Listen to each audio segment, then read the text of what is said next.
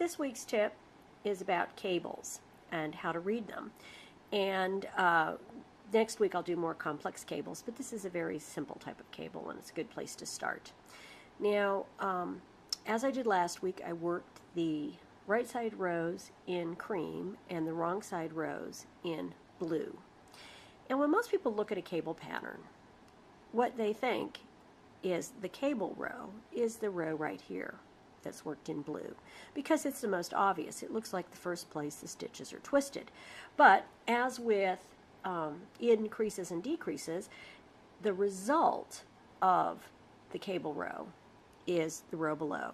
And this is actually the cable row, the row in white. It's the row above the actual twist.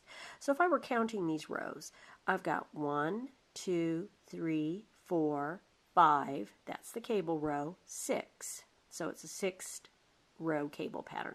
1, 2, 3, 4, 5, cable row, 6, plain row after it.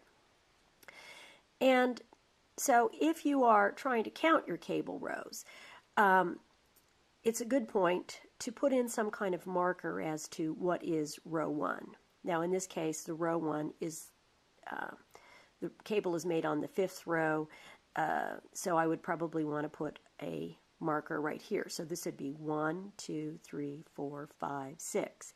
Or you can just learn how to count them. The thing that you really need to identify when reading cables is the row where the cable is actually made. And you can see that that's there. Now another way that you can see that is that the yarn connects directly from here on either side. I've got my white yarn.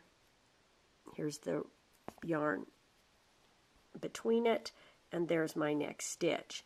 On the cable row, the yarn is going to work continuously across.